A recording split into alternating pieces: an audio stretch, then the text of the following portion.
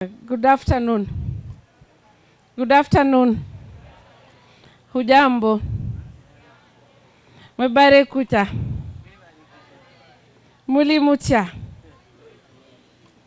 Tubaniriza.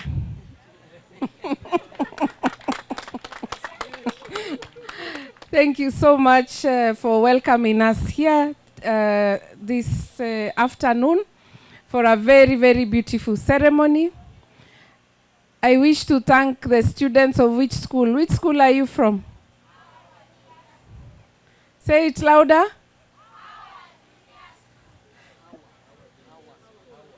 How are you?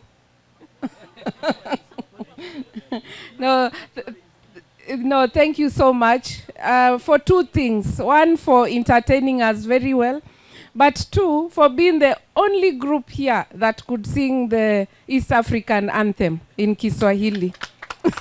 I was watching, apart from two ladies there who Googled the words, everybody else was just smiling, and I realized I was in Uganda. So it's a challenge that we are all having. When you go home, go and read the East African anthem. So it is such a great pleasure to be here today. And allow me to introduce myself. My name is Veronica Nduva, Secretary General, East Africa Community. East Africa Community students has how many countries? How many countries are there in East Africa Community? 7. You missed one lesson. Again, we try how many? 8. Okay? So the East Africa Community has Uganda, Kenya, Tanzania, Rwanda, Burundi, DRC, South Sudan, and Somalia. So those are the 8 countries of East Africa Community, and I'm very, very happy to be here. The East Africa Community has a number of institutions. We are in Arusha, yes, as the headquarters. But here in Uganda, we have 4 institutions of the East Africa Community. The Lake Victoria Fisheries Organization that is working with you. The Inter-University Council of East Africa that is in Kampala. The Civil Aviation Safety Oversight Authority that is in Entebbe, and then the East Africa Development Bank. So Uganda has the highest number of East Africa community institutions. We have others in Burundi, the East Africa Health Research Commission. In Kenya, we have the Lake Victoria Basin Commission. And which other country was represented? Tanzania has the East Africa Kiswahili Commission. Umesikia Fatuma hapa vile amezungumza Kiswahili sanifu sana. We also have East Africa Science and Technology Organization in Rwanda. So we have all these institutions, the East Africa Competition Authority in Tanzania, and then we have the court, EALA, many of us know EALA, and then we also have the Secretariat, which I also head. So that is East Africa, 300 million citizens. These women here, these products can reach 300 million in a local market. And that is why it is important for us to continue supporting what we are doing. Before I read the remarks that were written for me, allow me to also share some thoughts from what I have had here. Paris, you said that, where is Paris? You know the challenge. You said that I did not see the fish paste, but I'll tell you I saw the fish paste. The challenge is because it was explained to me in Kiswahili. So maybe that is why you didn't know that I saw it is made of groundnuts and the Mukene, Omena, Dagaa. Yes, but I saw that paste and it is very good. The other challenge I saw there, I was a bit shy to ask, but I saw some women deep frying the fish, and it was so efficient. And I wanted to ask them, because whenever I try to deep fry my fish, it gets stuck on the pan. So next time I will come for lessons, how to do it so nicely. But thank you so much. That was a very interesting opportunity. Now, the women here are contributing to the things that we are talking about. And allow me to thank our partners, the IFAD, the GIZ, FAO, for this very important initiative. Through the Lake Victoria Fisheries Organization, we are contributing to food security. And not only food security, but health. We have understood there all the important aspects of the fish. The protein, the why it is important, how healthy it is.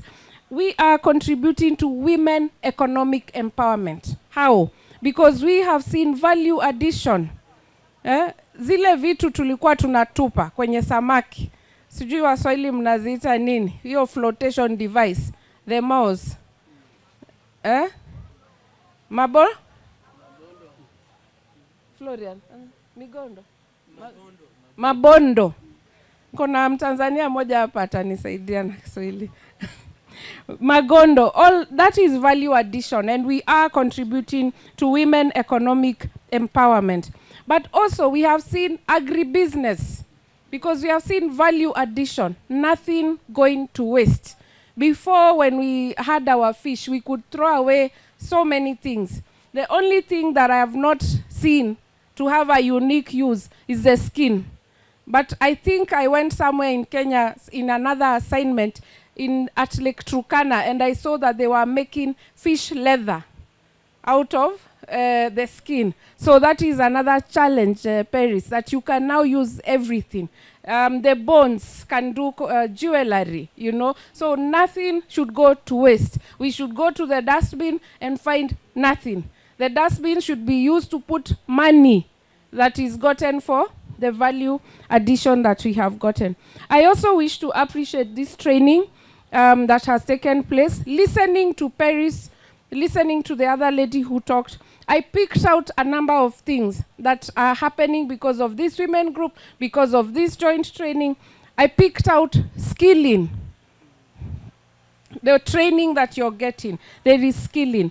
I picked out capital, that you're able to pull your resources together.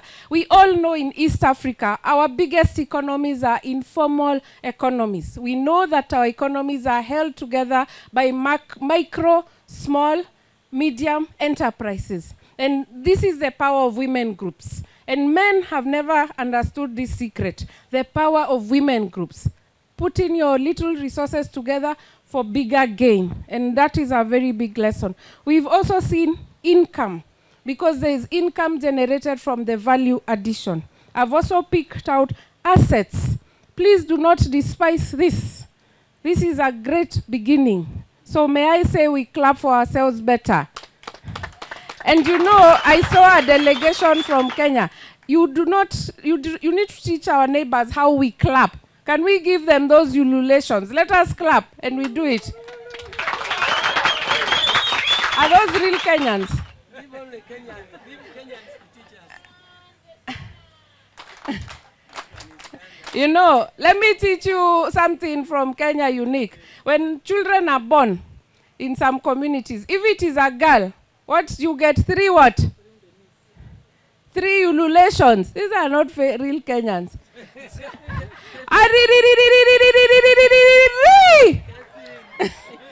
So that is how you celebrate. If it is a boy, I don't know why they did it, but some reason they gave 3 for girls and 4 for boys. I don't know why. Maybe more problem. So congratulations, and you have my ululations for that asset you have. Sustainability. This training that you're putting together, all this knowledge that you're passing to each other, it means you are making your business sustainable. Another important mark of what you are doing. But I also saw scalability. Scalability means tunaongezea. Tunaongezea. Hatuachi kiwango cha chini. Pali tumeipata, tunainua. Tunainua, tunaipeleka juu zaidi. So increasing in our business from the sheds, the verandas, to the kiln over there that you're able to smoke fish. So congratulations on that. I've also seen savings. Savings, meaning that you're investing, that is social protection. When you have savings, it means if your child needs medication, you can take them to hospital. When you have savings, it means you can buy more products to come and sell. When you have savings, it means when you grow old, you will not lack something to eat. So that is another important mark. And of course, I mentioned the social protection. The fact that with money, when women have money in their pocket, we prevent gender-based violence. True or false? Because if you have your money, you do not have to undergo any sort of sexual harassment or gender-based violence because of lack of your own capital. So asanteni sana, and that is really what I have picked. But allow me, so that I'm not sacked by my officers here, to read a short speech. So it's a pleasure to stand before you today to officially close this important workshop on skills development for the private sector in fish processing technologies. It is also a happy and meaningful coincidence that this marks my first visit to the Lake Victoria Fisheries Organization since I assumed office. Maybe the women should celebrate with the East Africa community in noting that I am the first woman to head the East Africa community. Now you've gotten it. Thank you so much. And that is in 25 years since the start of the East African community, and also in the first East African community.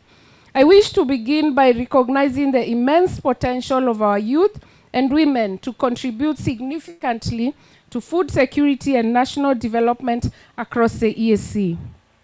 Today's hands-on session at the Kiyindi fish landing site has not just been about processing fish.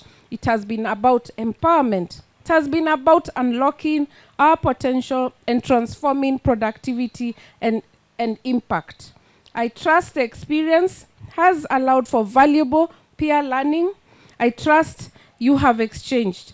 As you are all aware, the fisheries and aquaculture sector is a key source of livelihoods for millions across the EAC. However, we have not realized the full potential, and that is why we continue to invest in the blue economy as EAC to transform our communities. I understand, and I have heard here, that post-harvest losses and traditional processing techniques remain a major challenge.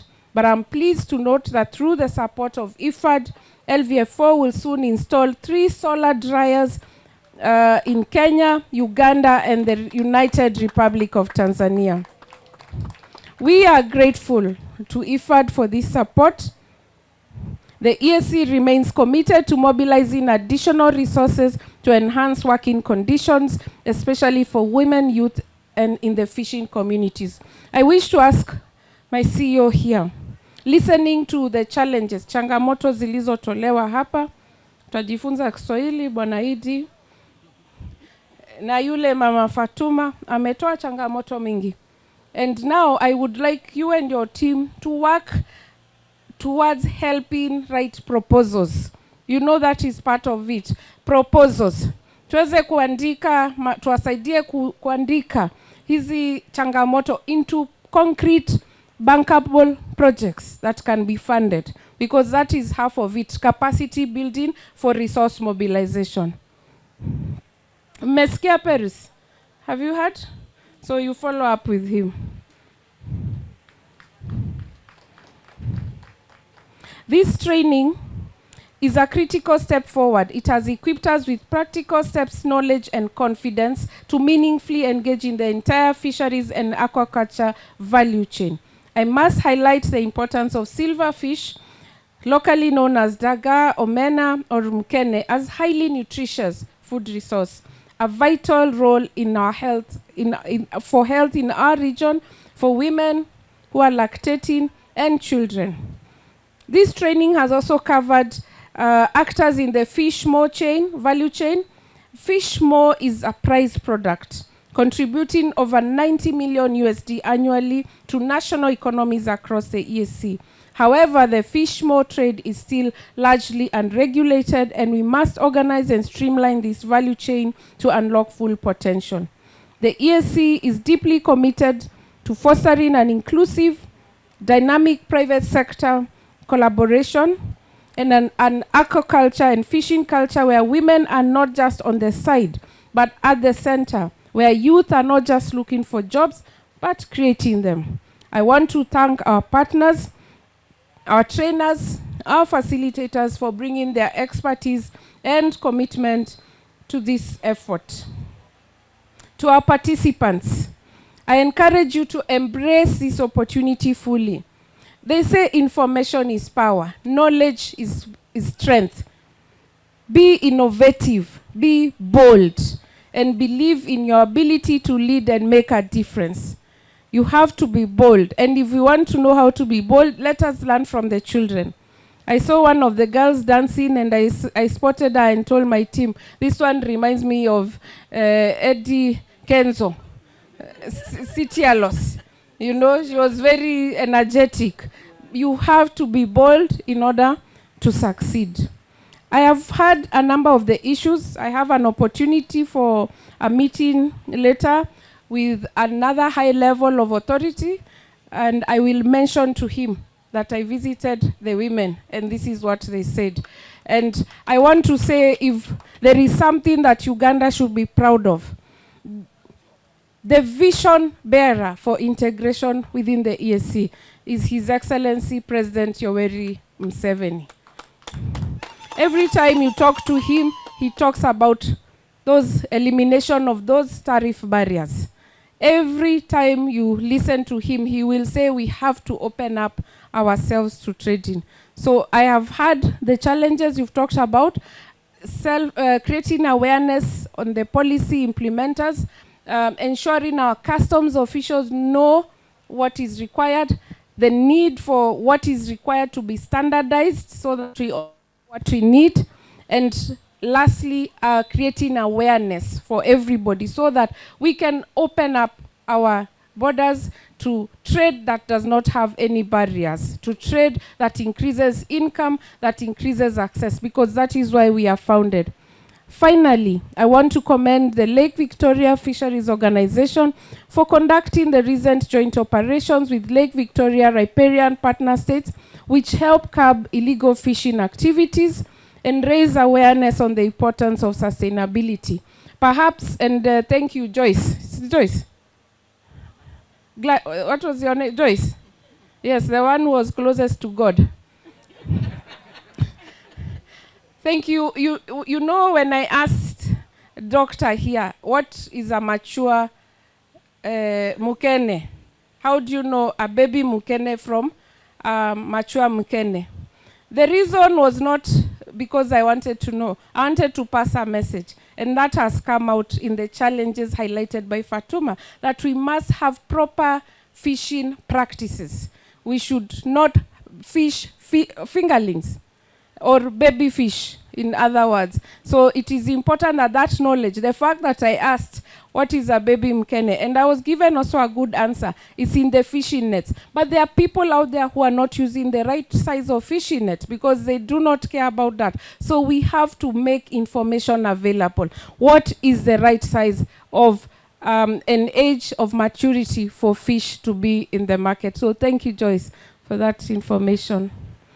Now, let us continue these efforts and ensure that Lake Victoria fisheries remain a sustainable source of income, employment, foreign exchange, and food security for generations to come.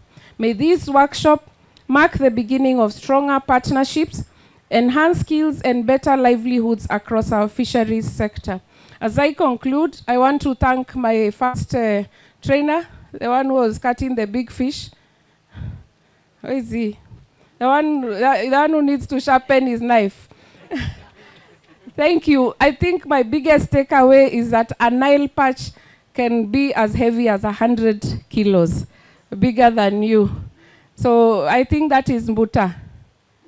Yes, so thank you so much. So thank you all, and I wish you all a productive and inspiring journey ahead. I thank you for your kind attention. Nawashukuru sana wale ambao mmetoka Burundi, mtume salamu zetu, wa Kenya, wa Tanzania, and to the Ugandans, because you know I can't speak Swahili when I'm addressing the Ugandans. Thank you so much for hosting us, and thank you for a very, very vibrant and engaging exercise. I thank you all.